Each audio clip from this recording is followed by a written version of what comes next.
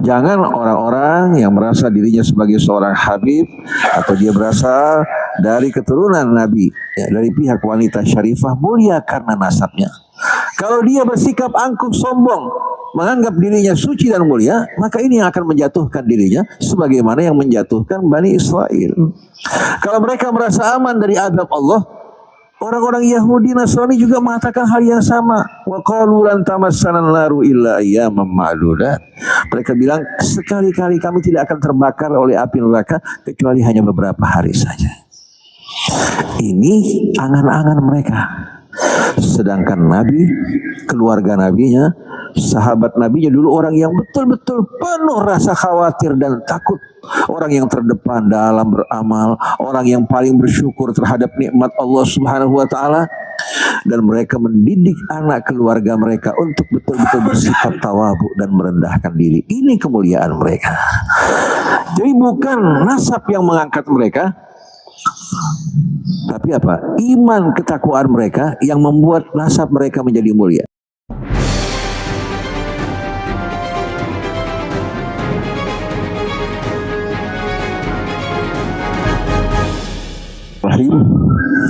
Alhamdulillahi Rabbil Alamin.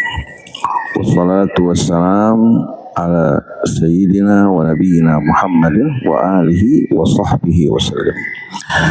Assalamualaikum ya Rasulullah. Wassalamu ala ahli baitika at-tayyibin wa sahabatika al-ghurril mayamin.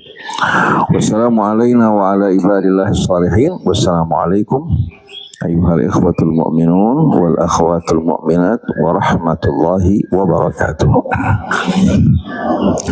Allahumma atina min indika rahmah wa 'allimna min ladunka ilman nafi'a wa anfa'na bima 'allamtana. Para jamaah hadirin hadirat yang dicintai Allah Subhanahu wa taala.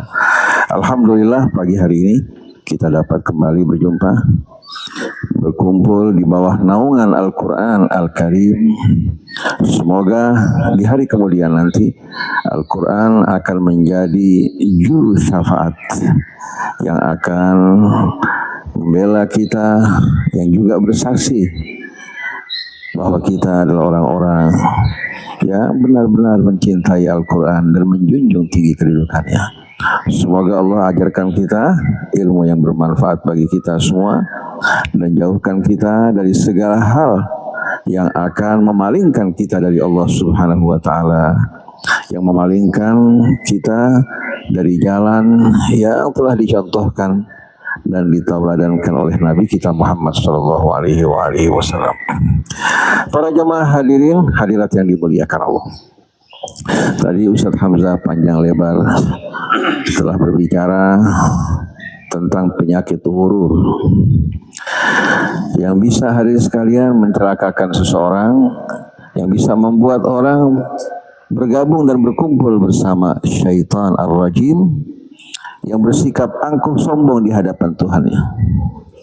Ketika Allah menguji dirinya untuk sujud di hadapan Adam, dia mengatakan, ana khairun minhu khalaqtani min nar wa khalaqtahu min tin. Saya lebih baik daripadanya, masa saya harus sujud di hadapannya? Kamu ciptakan saya dari api, sedangkan kamu ciptakan dia dari tanah. Padahal yang menganugerahkan dia kemuliaan tersebut Allah. Seandainya asal usulnya dari api merupakan kemuliaan, yang menganugerahkan Allah, bukan hasil usahanya. Padahal di sini Allah Subhanahu wa taala menguji kepatuhannya sebagaimana Allah menguji Ibrahim ketika diperintahkan untuk meninggalkan istri dan anaknya di padang yang tak bertuan. Ketika Allah perintahkan Ibrahim untuk menyembelih putranya, ini ujian dari Allah untuk menguji keislaman, kepatuhannya kepada Allah. Seandainya Iblis, kata Iblis ini di belakang hari, karena sebelumnya dia berasal dari bangsa jin, belum dikenal dengan nama Iblis kecuali setelah dia membangkang dan menentang. Kalau pada saat itu dia tunduk mentaati perintah Allah, dia akan menjadi orang yang betul-betul dimuliakan Allah Subhanahu wa taala. Karena mulianya seseorang bukan karena asal usulnya, tapi mulianya seseorang karena ketaatan kepatuhannya kepada Allah. Tapi iblis bangga diri, membanggakan asal usulnya, akhirnya akal sehatnya hilang. Dia bersikap sombong, angkuh di hadapan Allah. Langsung Allah berkata padanya, qala fahbit minha fama yakunu laka an tatakabbara fiha fakhruj innaka minas sahirin. Langsung Allah bilang, kamu turun dari tempat ini, tempat yang mulia, di mana tadinya dia berkumpul bersama para malaikat beribadah pada Allah. Allah perintahkan dia turun dari tempat yang mulia tersebut menuju tempat yang rendah. Itu tempat yang betul-betul apa? Tempat yang betul-betul tak dapat dibandingkan dengan kehidupan sebelumnya. Sungguh tidak dibenarkan bagimu untuk bersikap sombong di tempat ini. Maka keluarlah kamu, innaka minas sagirin, sesungguhnya kamu termasuk dari makhluk yang hina. Kalau sagir artinya kecil, kalau sagir artinya hina dina. Oleh karena itu, siapa saja yang ingin memasuki kehidupan yang mulia, berkumpul bersama para nabinya dan para salihin di taman surganya, dia betul-betul harus menjauhkan dari sikap sombong dan angkuh. Hingga Nabi mengatakan, la yadkhulul jannah man kana fi qalbihi mithqalu habbatin min khardal. Tidak akan masuk ke dalam surga orang yang di hatinya ada benih kesombongan sekecil apapun. Karena kalau ada kesombongan, pasti ada kebanggaan. Dari kebanggaan muncul pembangkangan. Dia akan mengambil dari agama yang cocok dengan dia. Adapun agama, tuntunan Allah yang tidak cocok, dia akan abaikan. Ini yang terjadi pada iblis. Sebelumnya dia merupakan makhluk yang taat. Begitu diuji oleh Allah, kesombongannya muncul yang tadinya tidak disadari. Oleh karena itu Allah mengatakan, aba wastakbar. Ketika diperintahkan sujud, dia mengatakan, dia menolak dan menyombongkan diri. Wa kana minal kafirin. Karena ini menjelaskan masa sebelumnya. Dia tidak menyadari bahwa dirinya sombong kecuali waktu diuji. Kita ini tidak tahu diri kita sombong tidak sombong, ya, kecuali setelah kita menjalani ujian. Kita tidak tahu kita ini jujur tidak jujur kecuali waktu diserahkan amanat. Baru pada saat itu akan terlihat apakah kita termasuk orang yang jujur atau tidak. Jadi seluruh kehidupan kita ini merupakan ladang ujian. Oleh karena itu kita perlu waspada dari dua penyakit yang tidak terpisah satu dengan lainnya, yaitu sombong dan iri. Sombong ini merupakan penyakit iblis. Iri dengki juga merupakan penyakit iblis. Yang mendorong dirinya untuk membangkang dan menentang adalah iri dan dengkinya. Yang membuat dia merasa tidak patut untuk tunduk kepada Allah juga apa? Sombong dan bangga dirinya. Nah, kita akan membaca beberapa ayat dari Suratul Nisa, dimulai dari ayat 49. Dari 49, mari bersama-sama kita renungkan ya, bagaimana Allah Subhanahu wa taala mengingatkan kita dari dua penyakit tersebut. Itu penyakit bangga diri, merasa diri ini betul-betul baik, sempurna, suci, mulia, atau sebagai hamba yang terdekat dengan Allah, atau merasa sebagai hamba pilihan. Kemudian di sisi yang lain, ya, subhanallah, watak dengki dan iri yang menyelewengkan dan menyimpangkan seorang dari kebenaran. Nah, kita akan baca bersama-sama ayat-ayat yang kita akan pelajari. Mudah-mudahan dapat kita fahami dengan benar, dapat kita betul-betul ambil pelajaran dan jauhkan kita dari sifat-sifat yang berbahaya tersebut. Kita akan baca kembali Al-Fatihah, ya. A'udzu billahi minasy syaithanir rajim. Bismillahirrahmanirrahim. Alhamdulillahi rabbil alamin. Ar-Rahmanir Rahim. Maliki yaumiddin. Iyyaka na'budu wa iyyaka nasta'in. Ihdinas siratal mustaqim. Siratal ladzina an'amta 'alaihim ghairil maghdubi 'alaihim waladdallin. Alam tara إلى الذين يزكون أنفسهم بل الله يزكي من يشاء ولا يظلمون فتيلا انظر كيف يفترون على الله الكذب وكفى به إثما مبينا ألم تر إلى الذين أوتوا نصيبا من الكتاب يؤمنون بالجبت والطاغوت ويقولون للذين كفروا هؤلاء أهدى من الذين آمنوا سبيلا أولئك الذين لعنهم الله ومن يلعن الله فلن تجد له نصيرا أم لهم نصيب من الملك فإذا لا يؤتون الناس نقيرا أم يحسدون الناس على ما آتاهم الله من فضله فقد آتينا آل إبراهيم الكتاب والحكمة وآتيناهم ملكا عظيما فمنهم من آمن به ومنهم من صد عنه وكفى بجهنم سعيرا إن الذين كفروا بآياتنا سوف نصليهم نارا كلما نضجت جلودهم بدلناهم جلودا غيرها ليذوقوا العذاب إن الله كان عزيزا حكيما والذين آمنوا وعملوا الصالحات سندخلهم جنات تجري من تحتها الأنهار خالدين فيها أبدا لهم فيها أزواج مطهرة وندخلهم ظلا ظليلا صدق الله العظيم صدق الله العظيم وصدق رسوله الكريم ألم تر إلى الذين يزكون أنفسهم بل الله يزكي من يشاء ولا يظلمون فتيلا. Apa kamu tidak memperhatikan, wahai Rasulullah?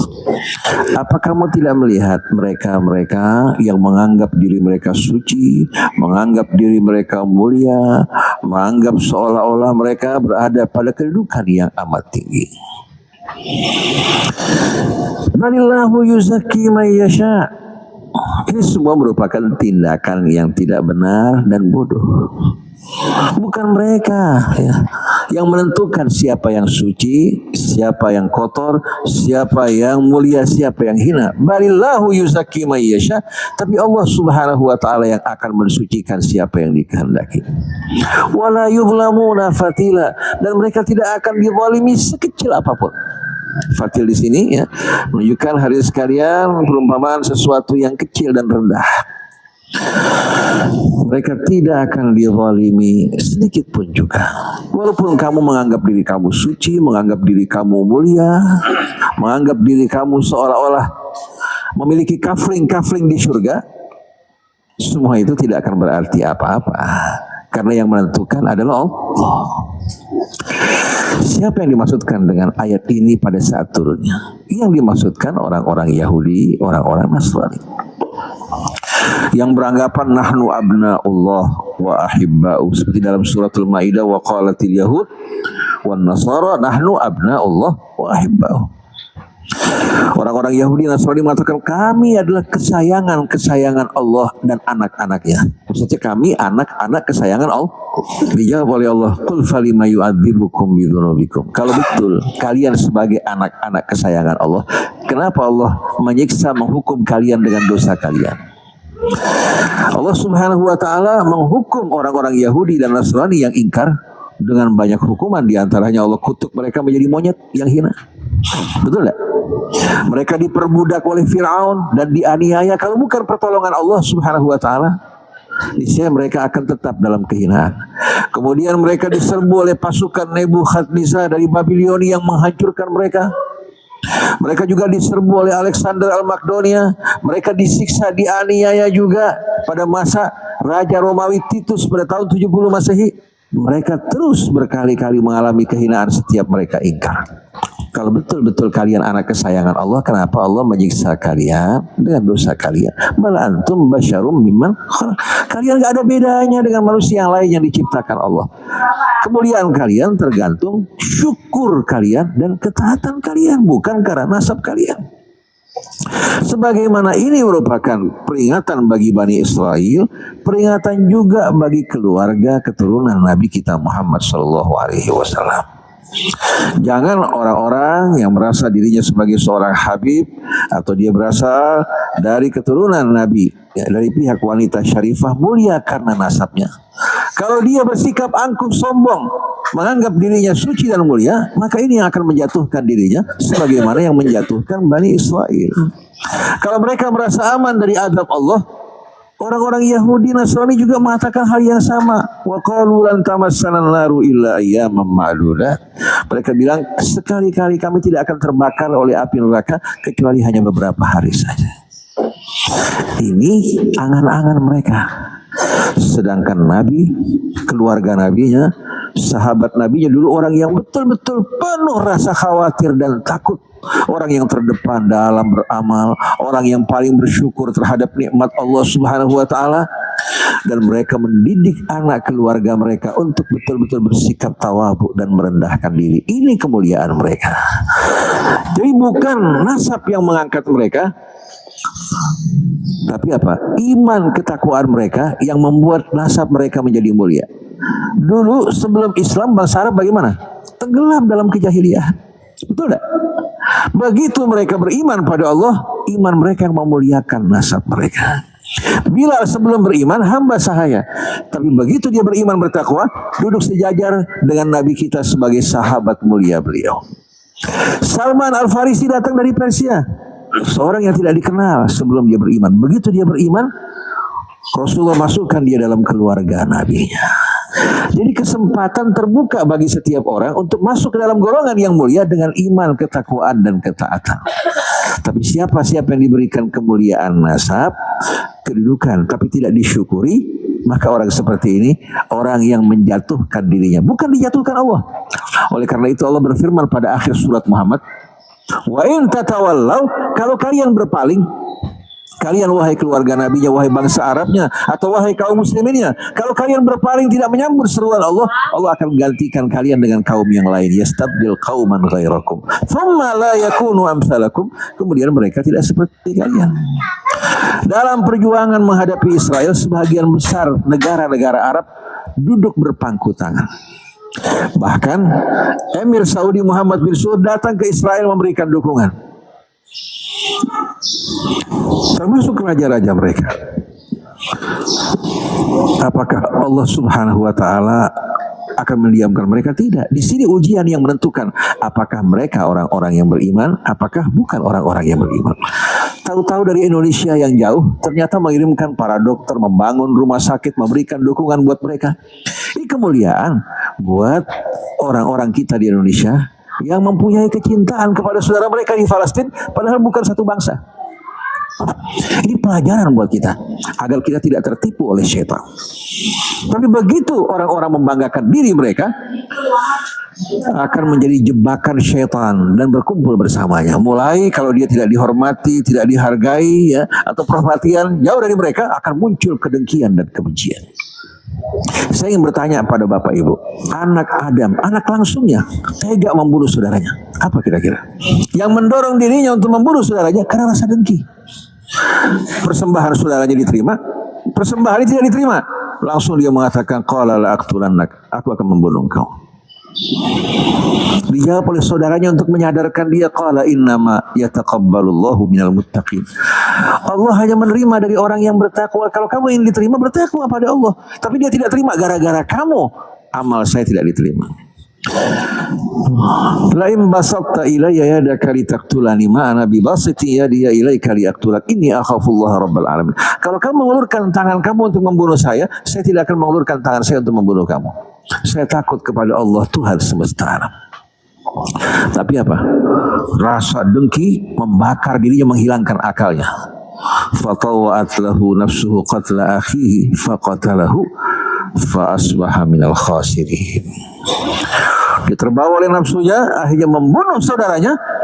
Setelah dia membunuh, baru timbul perasaan menyesal yang luar biasa. Tapi nasi telah menjadi bubur. Ini bahaya kedengkian. Begitu juga saya ingin bertanya pada Bapak Ibu, apa yang mendorong saudara-saudara Yusuf untuk memasukkan saudara mereka ke dalam sumur? Ini anak Nabi, betul tidak? Sebagaimana Habil dan Qabil anak Nabi, ini juga anak Nabi, bersama-sama berserikat untuk membunuh saudaranya pertama. Uqtulu Yusuf aw itrahuhu ardan yakhlu lakum wajhu abikum wa takunu min ba'dihi qauman salihin. Kalian bunuh Yusuf agar bapak kalian hanya perhatian terhadap kalian, menyayangi kalian dengan hilangnya Yusuf, atau kalian buang jauh-jauh di muka bumi hingga ayah kalian tidak lagi melihat Yusuf. Setelah itu kalian bertaubat jadi orang baik. Tapi mereka tahu ini perbuatan salah. Bayangkan anak-anak Nabi terbakar oleh kedengkian, tega untuk membunuh saudaranya. Betul tidak? Yang mereka inginkan agar perhatian bapak mereka penuh kepada mereka. Padahal waktu mereka kecil dulu, ayahnya juga sama peduli terhadap mereka. Sekarang adik mereka yang kecil beda dong dengan kalian yang sudah dewasa dan mandiri. Ini anak yang masih kecil. Sebagaimana dulu ayah kalian memperlakukan kalian dengan mulia, memberikan perhatian bagi anaknya yang masih kecil, bukan berarti sekarang ini dia tidak lagi mencintai kalian. Tapi apa? Orang tua sekarang melihat anaknya yang kecil yang tidak mandiri. Jadi kita lihat bagaimana kedengkian ini luar biasa membakar seseorang. Oleh karena itu Allah ingatkan, inna syaitana lakum aduun fattakhidhuhu aduwa innama yad'u hizbahu liyakunu min ashabis sa'ir. Syaitan ini musuh kalian, jadikan dia sebagai musuh, jangan jadikan teman. Dia mengajak kalian supaya masuk dalam rombongan yang menjadi penghuni api neraka sa'ir. Bukan niat baik. Dia ngajak kita supaya ikut bersama dia menjadi teman dia dalam api neraka. Nanti begitu kita salahkan mereka, syaitan mengatakan apa? Dulu saya mengajak kalian, kalian ikut. Padahal Tuhan kalian mengajak kalian dan dia menepati janjinya, kalian abaikan. Jangan salahkan saya nggak mampu menolong kalian, kalian juga nggak mampu menolong saya. Jadi kalau kita lihat luar biasa hari ini sekalian, bahaya kesombongan dan kedengkian. Yang menyebabkan orang-orang Yahudi, Nasrani menolak Nabi kita Muhammad SAW apa? Kedengkian. Mereka beranggapan kenabian seharusnya ada pada Bani Israel, tetap pindah kepada Bani Ismail. Kharajatin nubuwatu min Bani Israel ila Bani Ismail. Kenabian pindah dari Bani Israel kepada Bani Ismail. Padahal mereka saksikan bukti-bukti kenabiannya. Bahkan mereka dulu yang menyebarkan, tapi karena datang dengan sesuatu yang tidak sesuai dengan mereka, mereka tolak. Abu Jahal, Abu Sufyan dan lain-lainnya menolak Nabi karena apa? Apa karena tidak benar? Tidak. Mereka bersaksi akan kebenaran Nabi. Bahkan mereka sembunyi-sembunyi mendengarkan Nabi membacakan Al-Quran sampai air mata bikin berlinang-linang. Begitu ketemu Abu Jahal dengan Abu Sufyan, Abu Jahal bertanya, "Min aina aqbalta ya Abu Sufyan?" Dari mana kamu datang? Dijawab, "Min haitsu aqbalta minhu ya Abul Hakam." Dari tempat kamu datang. Mata mereka berlinang. Akhirnya Abu Sufyan bilang, "Kenapa kamu tidak beriman kepadanya?" Dijawab oleh Abu Jahal, "Mentang-mentang dia saudara sepupu kamu. Kana bin Abik." Akhirnya dua-duanya bersumpah untuk tidak lagi mendengarkan Rasul, supaya orang-orang Quraisy tidak terpedaya nanti akibat ulah perbuatan mereka. Ternyata besoknya mereka mendengarkan lagi karena Abu Jahal berpikir Abu Sufyan tidak akan datang. Abu Sufyan juga berpikir Abu Jahal tidak akan datang. Ini membuktikan mereka sebetulnya menyadari kebenaran Rasul. Cuma mereka mengatakan, kenapa kok wahyu turun pada seorang yatim dari anak yatim Quraisy, bukan dari orang yang kaya? Dan kenapa turun di Bani Hashim? Kenapa bukan turun di Bani Makhzum, sukunya Abu Jahal? Dulu mereka berlomba dalam menyambut jamaah haji, dalam menyediakan makanan maupun minuman. Masing-masing berlomba dalam kebanggaan. Tahu-tahu wahyu diturunkan oleh Allah kepada seorang anak yatim dari anak yatim Quraisy. Jadi kedengkian ini hadirin sekalian menghalangi mereka untuk menerima kebenaran. Dan kita tahu kedengkian ini muncul juga tidak lepas dari kesombongan. Kesombongan juga melahirkan kedengkian. Jadi saling berpengaruh satu dengan lainnya. Kalau kita perhatikan geger nasab saat ini yang heboh dan diributkan, tidak lepas dari dua hal. Kebanggaan sebagian orang, kedengkian sebagian orang yang lain. Dua-duanya waliyadzubillah bukan orang yang akan disambut oleh Allah, tapi orang-orang yang sama sekali tidak akan dilihat oleh Allah. Tapi kalau orang-orang yang beriman kepada Allah, bertakwa, yang mereka dambakan Allah hari akhirat dan hatinya selalu mengingat Allah. Laqad kana lakum fi Rasulillahi uswatun hasanatun liman kana yarjullah wal yaumal akhir wa dzakarallaha katsira. Apakah Habib mulia karena nasabnya? Tidak, itu bukan usaha dia, tapi Allah uji dirinya. Lalu yang non Habib, apakah hina karena dia bukan Habib? Tidak. Kalau dia beriman bertakwa, maka dia akan melompat menuju kedudukan yang mulia dan tinggi. Kenapa orang harus bangga? Kenapa orang harus dengki? Ini penyakit-penyakit orang-orang yang betul-betul dijauhkan dari rahmat Allah Subhanahu wa taala kecuali mereka sadar. Nah, selanjutnya kita lihat bagaimana akibat dari kedengkian. Setelah itu Allah ingatkan, unzur kaifa yaftaruna 'ala Allahil kadhiba wa kafa bihi itsman mubina.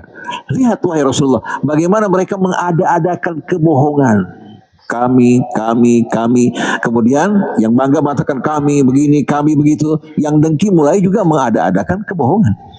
Lihat bagaimana mereka mengada-adakan kebohongan. Dan cukup ini merupakan satu dosa yang amat nyata. Begitu orang bangga bisa melahirkan kebohongan. Begitu orang dengki juga bisa melahirkan apa? Juga kebohongan.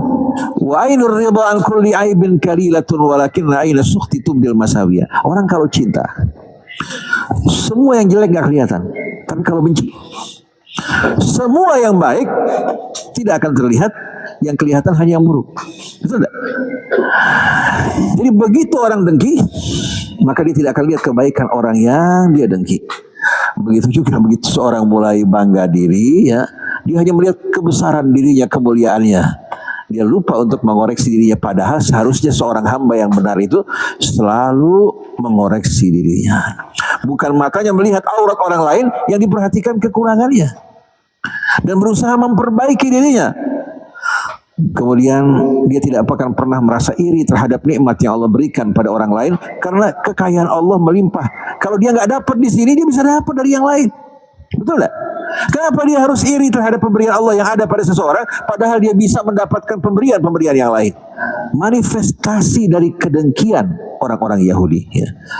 Padahal mereka tahu kebenaran, diceritakan pada ayat 51 di sini. Alam tara ilal ladzina utu nasiban minal kitabi yu'minuna bil jibti wat taghut wa yaquluna lil ladzina kafaru haula'i ahda minal ladzina amanu sabila. Apakah kamu tidak melihat, memperhatikan kepada mereka yang telah diberikan nasiban minal kitab, bahagia dari Alkitab? Allah ajarkan kitab Allah kepada mereka. Ternyata kitab Allah mereka abaikan. Mereka beriman kepada jibti dan tauhid. Dan mereka berkata kepada orang-orang kafir bahwa orang-orang kafir ini lebih benar, lebih lurus jalan hidupnya dibandingkan dari orang yang beriman. Kejadian ini terjadi ketika tokoh Yahudi Bani Nadir yang bernama Huyai bin Akhtab, musuh Rasulullah dan musuh Islam yang luar biasa dahsyatnya. Yang ajaib, anak perempuannya istri Rasul, bapaknya musuh bebuyutan Rasulullah, ya, yang menghasut dan memfitnah, mengobarkan peperangan, bahkan merencanakan pembunuhan terhadap Nabi. Dia merupakan pemimpin Bani Nadir. Tapi subhanallah, maha kuasa Allah, putri beliau yang bernama Safiyah ternyata istri Nabi kita Muhammad SAW. Menakjubkan gak hadirin sekalian? Jadi orang nggak bisa disamakan. Setelah Bani Nadir mengalami kehancuran, Huyai bin Akhtab mulai keliling di tengah-tengah suku bangsa Arab, menghasut mereka untuk mengobarkan peperangan dalam memerangi Nabi kita Muhammad SAW di Madinah. Dia keliling dari suku bangsa Arab satu ke satu sampai ke Mekah. Dia datangi para pemuka kaum musyrikin di Mekah. Dia mengatakan, kita orang-orang Yahudi sudah bersepakat, bahkan Yahudi dalam kota Madinah, Bani Quraidah, untuk serentak memerangi Muhammad sallallahu alaihi wasallam. Lalu orang-orang musyrik di Mekah bertanya, mana yang lebih benar, ajaran kami apa ajaran Muhammad? Huyai bin Akhtab mengatakan ajaran kalian lebih benar dibandingkan ajaran Muhammad. Padahal dia tahu yang disampaikan Rasul merupakan kebenaran karena kedengkian kebencian. Mereka mengatakan orang-orang musyrik yang menyembah berhala lebih benar daripada Rasulullah yang mengajak mereka meninggalkan penyembahan berhala. Lihat bahaya kedengkian hadirin sekalian. Bahaya enggak? Dan kedengkian ini penyakit menular. Dia bisa menyebarkan fitnah, menghasut hingga akhirnya orang masuk dalam perangkap kebencian seperti yang dilakukan Huyai bin Akhtab kepada suku-suku bangsa Arab. Akhirnya Huyai bin Akhtab berhasil menggerakkan pasukan besar bersama orang-orang Yahudinya berkumpul mengepung kota Madinah yang dikenal dengan peperangan Ahzab. Itu akibat Huyai bin Akhtab. Jadi mereka mengatakan bahwa ajaran orang musyrik, cara hidup mereka lebih benar dibandingkan ajaran Nabi. Adapun kata al-jibtu dan kata taghut, al-jibti dalam bahasa Arab di sini merupakan mustalah syar'i, bukan merupakan kata-kata yang umum dikenal di tengah-tengah mereka, sesuatu keburukan, ya, penyimpangan, kebejatan yang berada pada puncaknya namanya al-jibtu. Sedangkan taghut diambil tagha ya tughyanan, kesombongan, keangkuhan, ya, yang melampaui batas juga dikatakan taghut. Inna lamma taghal ma, sesuatu yang melampaui batas. Taghil, seorang yang tiran, yang aniaya, yang semena-mena, yang bersikap sombong, dikatakan taghil. Nah, taghut ini mubalaghahnya hadirin sekalian. Jadi kedua-duanya menunjukkan puncak kebejatan, kebobrokan, penyimpangan. Orang yang menyembah berhala, penyembahan terhadap berhala ini menunjukkan orang kehilangan akal sehatnya. Betul tidak? Orang kehilangan akal sehat, kehilangan nalarnya yang seharusnya, ya, dia sebagai hamba yang dimuliakan Allah sebagai khalifahnya, mengambil semua sebagai manfaat, ternyata dia merelakan diri sujud di hadapan berhala. Nah, berhala-berhala ini namanya al-jibt. Sedangkan taghut adalah dalang-dalangnya. Karena taghil biasanya kembali kepada orang, taghut merupakan dalang-dalang yang mengajak ke sana, namanya taghut. Al-jibtu merupakan hal-hal yang buruk, yang menyimpang, yang bejat, ya, sampai pada puncaknya di mana orang kehilangan nalarnya. Sedangkan taghut menggambarkan mereka-mereka yang menjadi dalang, yang mengajak, yang menghalau, yang menggiring ke sana, mereka dapat dikatakan sebagai taghut. Rajanya iblis. Kemudian di bawah pasukan-pasukannya adalah pasukan iblis yang mengajak ke arah tersebut. Jadi apa kamu tidak melihat kepada mereka-mereka, ya, yang dianugerahkan Allah bahagian dari Alkitab yang seharusnya memuliakan mereka, mereka beriman kepada al-jibti. Berhala-berhala, ya, penyembahan terhadap hawa nafsu, penyimpangan, kemudian wat-taghut, dan beriman kepada taghut yang mengajak mereka untuk meninggalkan ajaran Allah, yang menyimpang dari kebenaran, yang tidak sesuai dengan akal sehat. Nah, Huyai bin Akhtab termasuk taghut di sini. Begitu juga ulama-ulama yang mengajak orang menjauh dari Allah juga taghut. Nah, tanpa kita sadari hadirin sekalian, contoh-contoh pada masa lampau berlaku pada saat ini. Ulaikal ladzina la'anahumullah, mereka lah orang-orang yang dilaknat, dikutuk oleh Allah. Wa may yal'anillah falan tajida lahum. Wa may yal'anillah falan tajida lahum. Siapa? Nasira. Wa may yal'anillah falan tajida lahu nasira. Mereka lah orang-orang yang dilaknat, dikutuk oleh Allah. Wa may yal'anillah, siapa yang dilaknat oleh Allah, engkau tidak akan pernah menjumpai penolong yang kuasa untuk menolong dirinya. Jadi kita lihat hadirin sekalian bagaimana kesombongan, kedengkian menyebabkan Huyai bin Akhtab menolak kebenaran dan mengingkarinya, padahal dia tahu, dan mendorong dirinya untuk menghasut, ya, mengajak orang untuk memerangi kebenaran tersebut sampai ucapannya bertentangan dengan apa yang di hatinya dari kebenaran. Lalu Allah Subhanahu wa taala terangkan di sini bagaimana penyimpangan, penyelewengan dari kepribadian mereka. Am lahum nasibum minal mulki fa idzal la yu'tuna nasa naqira. Apakah, ya, mereka memiliki bahagian dari kekuasaan? Artinya mereka memiliki sebahagian kekuasaan. Kalau seandainya mereka memiliki kekuasaan, fa idzal la yu'tuna nasa naqira, mereka tidak akan sedikit pun memberikan bahagian dari apa yang Allah berikan kepada mereka, sekecil apapun kepada manusia, mereka akan monopoli semua itu untuk mereka. Kekuasaan dipergunakan untuk membangun diri mereka, kemuliaan mereka di atas penderitaan rakyat. Nakir dalam bahasa Arab, kalau kita lihat korma, ada biji yang lubang pada bijinya itu namanya nakir. Nukrah, lubang yang ada pada biji ya, itu namanya nakir. Kan nggak ada harganya. Bijinya saja hadis sekalian ya, tidak terlalu berharga, apalagi lubang pada biji kurma. Artinya di saat mereka diberikan kekuasaan, orang-orang yang sombong ini, orang-orang yang punya kedengkian, mereka hanya peduli terhadap diri mereka, tidak peduli terhadap rakyat. Bahkan rakyat susah pun mereka ingin ambil dari mereka. Kemudian am yahsudunan nas ala ma atahumullahu min fadli faqad ataina ala Ibrahim al-kitaba wal hikmata wa atainahum mulkan 'azima. Apakah mereka iri terhadap apa yang Allah karuniakan kepada sebahagian hambanya? Allah membagi-bagikan karunia-Nya kepada siapa yang dikehendaki. Allah berikan sebahagiannya kekayaan, sebahagiannya kedudukan, sebahagian lagi ilmu, sebahagian lagi kemuliaan nasab. Semua ini bukan pertanda kemuliaan mereka, tapi ujian bagi mereka. Jadi apakah mereka iri terhadap apa yang Allah Subhanahu wa taala karuniakan? Dari karunia-Nya bagi mereka. Faqad ataina ala Ibrahim al-kitaba wal hikmata wa atainahum mulkan 'azima. Sungguh kami telah memberikan bagi Ibrahim dan keluarga Ibrahim Alkitab. Kitab Allah diturunkan pada keluarga Ibrahim. Wal hikmah, Allah anugerahkan mereka al-hikmah. Wa atainahum mulkan 'azima, dan kami anugerahkan bagi mereka kekuasaan kerajaan yang besar seperti yang Allah berikan kepada Daud dan Sulaiman. Ini juga keluarga Ibrahim. Lalu Allah Subhanahu wa taala jelaskan di sini al-haddul fasil. Dengan tegas Allah mengatakan faminhum man amana bihi wa minhum man sadda anhu. Di antara keluarga Ibrahim ada yang beriman padanya, ikut jejak kakeknya.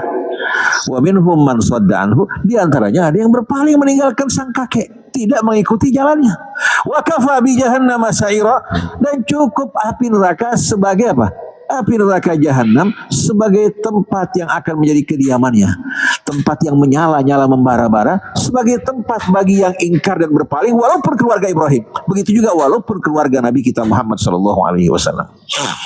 Faminhum man amana bihi wa minhum man sadda anhu. Di antaranya ada yang beriman kepada Ibrahim, mengikuti jejak langkahnya. Di antara mereka ada yang berpaling. Wa kafa bi jahannam sa'ira, cukup api neraka jahanam sebagai tempat yang akan didiami, yang terus menyala-nyala membakar dirinya. Kalau begini hadirin sekalian, perlu nggak orang iri? Setiap kemuliaan diberikan, maka tanggung jawabnya lebih besar. Saya sering mendengar orang berdoa, Rabbana anzil alaina ma'idatan minas sama. Ya Allah, anugerahkan bagi kami hidangan dari langit. Saya paling nggak mau baca doa ini. Kenapa? Allah setelah itu mengatakan, qala inni munazziluha 'alaikum faman yakfur ba'du minkum fa inni u'adzibuhu 'adzaban la u'adzibuhu ahadan minal 'alamin. Allah menjawab permintaan Hawariyin melalui Isa. Allah mengatakan, saya akan turunkan bagi kalian apa yang kalian minta. Tapi barang siapa yang ingkar setelah ini, saya akan menyiksa dirinya dengan siksaan yang tidak pernah aku berikan kepada seorang pun fil alamin, di tengah alam semesta. Mengerikan tak?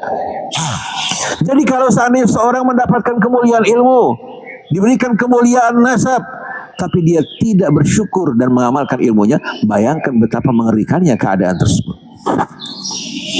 Sedangkan seorang awam biasa, ya, katakan orang Indonesia dari Semplak, dari Jelebut, atau katakan dari wilayah pedalaman yang jauh, begitu mendengarkan ayat Allah, mengikuti petunjuk dan taat pada Allah, Allah akan angkat dirinya menuju kemuliaan yang tinggi. Kira-kira perlu nggak seorang dengki? Pantas nggak seorang membanggakan dirinya? Oleh karena itu, kedengkian dan kebanggaan diri perangkap setan yang paling mengerikan. Ini yang melahirkan akhirnya geger nasab. Ustadz Imaduddin tadinya sebetulnya anggota FPI. Sebelumnya dalam ceramah beliau, siapa-siapa yang membenci dzurriyyat Rasul kalau bukan anak zina adalah orang munafik, ada ceramah beliau. Gak tahu ada apa yang membuat dia marah, sakit hati, sampai akhirnya keluar pernyataan-pernyataan yang mengerikan. Dia masuk dalam perangkap setan. Habib-habib juga yang suka bangga diri masuk juga dalam perangkap setan. Nanti mereka-mereka yang sombong dari habaibnya, yang bangga diri tapi nggak mengikuti jalan Rasul, bersama orang-orang yang dengki kalau mereka tidak bertobat, jadi dikumpulkan bersama setan. Tapi kalau orang yang beriman dan taat pada Allah, mereka sama sekali tidak akan memperdulikan hal semacam ini. Hatinya betul-betul tertuju pada Allah Subhanahu wa taala, mengharapkan ridha Allah, tidak tertipu dengan apa yang Allah berikan padanya, tidak akan dengki dengan kelebihan yang Allah berikan buat orang lain, karena semuanya sedang diuji. Jadi jangan kita langsung memberikan ponten nilai buat diri kita. Zaman dulu ponten kan, sekarang nggak dipakai lagi ponten. Ponten berapa? Jangan kita ini kadang-kadang memberikan nilai ponten buat diri kita ketinggian. Saya ingat ketika saya di Mesir, saya punya teman sekolah di Universitas Al-Azhar, jurusan sejarah dan kebudayaan. Begitu pulang dari kuliah, selesai ujian, langsung materi ujiannya diberikan nilai 10 sama dia. Diberikan nilai 10. Besok ujian lagi, ya. Dia pulang, materi yang baru diuji diberikan lagi nilai 10 sama dia. Semua nilainya tinggi. Begitu selesai ujian, ternyata sebagian besar materinya nggak lulus. Yang lulus cuma berapa? Cuma 2 hari sekalian. Jadi kalau seorang terlalu tinggi menilai dirinya, akhirnya seperti orang yang terapung di awang-awang, begitu jatuhnya mengerikan. Maka jangan pernah kita bangga sombong dengan sesuatu yang Allah berikan yang seharusnya kita syukuri. Jadi hadirin sekalian, ini pelajaran yang Allah berikan kepada kita dari mulai anak Adam dulu ya, sampai kepada orang Yahudi Nasrani, sampai kisah pada saat ini. Oleh karena itu mari sama-sama Ustadz Imaduddinnya, para habaib duduk sama-sama, apa sebetulnya yang kalian ributkan sekarang? Mendingan perbaiki bangsa kita, perbaiki juga pendidikan kita. Mari kita hiasi diri kita dengan akhlak yang mulia. Habibnya tahu diri, kemudian juga Imaduddin bersama rekan-rekannya juga mereka mawas diri kembali pada Allah. Ini jalan yang paling utama. Saya nggak suka meladeni hadirin sekalian keributan-keributan semacam ini yang hanya akan membuat hati kita membusuk. Tapi kita ingin menyibukkan diri kita, membuat hati kita ini penuh dengan kecintaan kepada Allah, kecintaan kepada hamba Allah, dan meninggalkan manfaat dengan kehidupan kita di tengah-tengah manusia. Nah, sebagai penutup, kita bacakan beberapa ayat berikutnya sebagai penutupan secara singkat. Innal ladzina kafaru bi ayatina. Sesungguhnya orang-orang yang ingkar kepada ayat kami, disebabkan karena kesombongan maupun rasa dengki. Sesungguhnya orang-orang yang ingkar kepada ayat kami, saufa nuslihim nara, kami akan memasukkan mereka ke dalam api neraka, berdiam di dalamnya. Kullama nabijat juluduhum baddalnahum juludan ghairaha. Tiap kali kulit mereka matang, kami akan gantikan dengan kulit yang baru. Liyadzuqul adab, agar terus-menerus mereka merasakan adab Allah. Orang hari ini sekalian, kalau disuntik, rasa sakit itu akan terasa pada saat masuk ke bawah kulit. Tapi kalau sudah ke dalam, sakitnya berkurang. Karena syaraf-syaraf sakit berada di bawah kulit ini. Jadi kalau seandainya kulitnya terbakar, matang, digantikan dengan kulit yang baru, kira-kira penderitaannya semakin berat. Dia langsung mengirimkan derita menuju hari sekalian ke pusat rasa sakit kita. Ini yang akan dirasakan oleh orang-orang yang ingkar kepada ayat Allah. Kemudian Innallaha kana azizan hakimah. Sungguh Allah maha perkasa lagi maha bijaksana. Tidak ada satupun yang mampu untuk melawan Allah, tapi Allah juga tidak akan pernah berbuat semena-mena. Tapi sebaliknya, walladzina amanu wa amilus shalihat, orang-orang yang beriman dan beramal soleh, sanudkhiluhum jannatin tajri min tahtihal anharu khalidina fiha abada. Kami akan masukkan mereka ke dalam surga yang mengalir di bawahnya sungai-sungai yang bermacam-macam. Khalidina fiha abada, kekal di dalamnya untuk selama-lamanya. Lahum fiha azwajum mutahharah. Allah sediakan bagi mereka pasangan-pasangan yang mutahharah, disucikan. Bukan yang pernah dijamah, yang pernah disentuh, ya, yang bergelimangan noda, tapi pasangan yang disucikan. Karena wanita-wanita syurgawi nanti, ya, adalah wanita-wanita beriman kepada Allah, ya, yang didaur ulang, tidak seperti sebelumnya. Kalau kita sekarang di dunia, tubuh kita penuh dengan kotoran, mengeluarkan juga bau yang tidak sedap. Di hari akhir nanti ketika orang dibangkitkan, pria dan wanitanya akan betul-betul apa? Diciptakan ulang, berbeda dengan sebelumnya. Inna ansha'nahunna insya'a faja'alnahunna abkara uruban. Kami akan ciptakan ulang mereka kembali. Kami jadikan mereka semua usianya sebaya dan betul-betul memiliki pesona, daya pikat yang luar biasa. Begitu juga laki-lakinya juga apa?